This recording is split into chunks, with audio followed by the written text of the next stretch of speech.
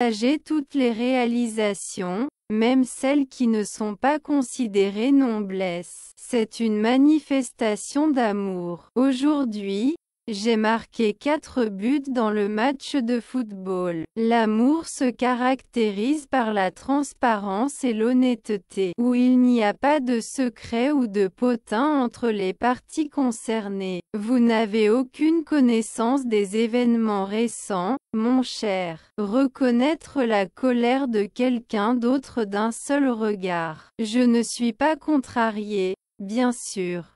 C'est juste drôle pour moi. Savoir s'excuser avec précision est essentiel. Lorsque vous avez une connaissance complète des mesures à prendre pour offrir des excuses appropriées, l'amour implique d'avoir connaissance des préférences du couple. Il n'est pas nécessaire de consacrer un effort considérable à la manière de répondre à vos besoins. Profiter des gestes affectueux est une manifestation de l'amour. Cependant, il est également impliqué à profiter de son propre espace individuel. Chaque individu se trouvait dans son propre espace, l'un consacré à la lecture et l'autre profitant d'un match de football, tout en partageant des sentiments d'affection mutuelle. Surprendre quelqu'un avec sa nourriture préférée est une manifestation de véritable amour. Continuez à regarder cette série sur la plateforme de streaming Netflix. Accepter les défauts de quelqu'un est un échantillon d'ET le véritable amour, car l'imperfection inhérente à tous les êtres humains est reconnue. La question ne consiste pas à apporter des changements, mais à s'adapter et à vivre avec la situation, et souhaiter se réconcilier chaque fois que des conflits surgissent. Il est courant que les gens aient des désaccords, mais il est important de ne pas permettre à la fierté de dicter nos actions. Apprendre à partager les aliments est un aspect important à prendre en compte.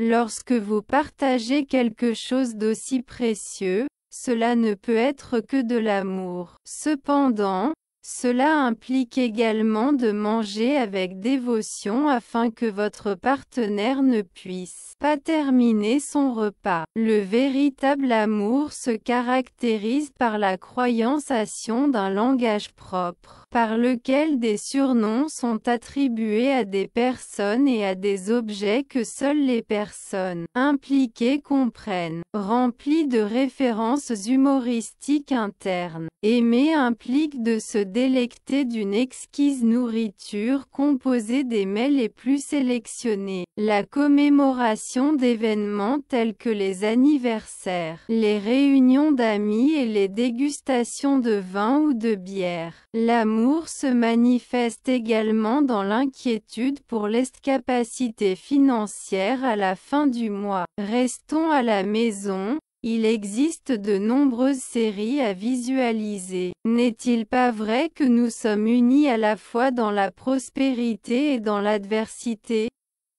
Plus petit que 3. L'acte d'aimer implique d'assumer le rôle de soignant lorsque la personne aimée est confrontée à des problèmes de santé. Permettez-moi de vous fournir des soins. De même, il est important de montrer de l'affection pendant les jours de syndrome prémenstruel. L'acquisition de chocolat est un bon choix. Céder aux souhaits d'une autre personne implique de satisfaire ses demandes ou ses demandes. Selon le dicton populaire, le travail d'un couple consiste à rechercher le bonheur mutuel. Le 23e point implique de prendre connaissance des préférences musicales de l'autre personne et d'établir une liste de lecture. Nous ne partageons pas toujours des préférences musicales, n'est-ce pas? Le véritable amour se manifeste dans la capacité d'exprimer des opinions sincères et fortes, sans craindre la réaction de l'autre. Fournit des avantages économiques mais ne garantit pas de proximité émotionnelle. Comment pouvez-vous déterminer avec certitude si vous éprouvez un véritable amour ou simplement une passion intense dans une relation, quelle que soit la durée de celle-ci? Parler attentivement de l'amour et de l'engouement est souvent une somme esprit compliquée, stimulant, car ces sentiments si profonds et complexes sont extrêmement subjectifs et peuvent varier considérablement d'une personne à l'autre. Fréquemment, les gens ont tendance à répondre de manière évasive lorsqu'ils sont interrogés sur leurs sentiments envers leurs proches, arguant que c'est compliqué à expliquer, ou que c'est un sentiment indescriptible. Certains couples décident de sortir ensemble pendant une période de temps qui peut s'étendre à plusieurs mois, pour ensuite formaliser son union par le mariage, consolidant ainsi un lien qui dure dans le temps sans qu'une séparation ne se produise. Certains couples restent ensemble pendant de longues périodes de temps, mais ils finissent par se séparer peu de temps après leur mariage. De la même manière, certaines personnes n'ont pas besoin de trop de temps pour tomber profondément amoureuses, tandis que d'autres ont besoin d'une période plus prolongée pour cultiver et renforcer ce sentiment si spécial envers quelqu'un d'autre. Les experts en psychologie reconnaissent la grande complexité qu'implique l'analyse et la compréhension des diverses dynamiques présentes dans les relations affectives. Ils n'établissent pas de règles spécifiques et ne définissent pas de manière concrète ce qui est considéré comme correct ou incorrect, même s'il existe des preuves scientifiquement prouvées qui indiquent quand une personne est profondément amoureuse. Il se consacre à analyser attentivement l'histoire de chaque couple, en examinant minutieusement les circonstances et les événements qui ont abouti à leur union, dans le but d'arriver à une conclusion fondée et précise. Pour les Areja qui sont engagés dans une relation durable, cette réflexion sur leurs sentiments mutuels et leur connexion émotionnelle est également cruciale. Cependant, elle est souvent négligée ou reportée en raison des exigences quotidiennes et des responsabilités quotidiennes qui absorbent leur temps et leur énergie. C'est similaire au dicton populaire qui dit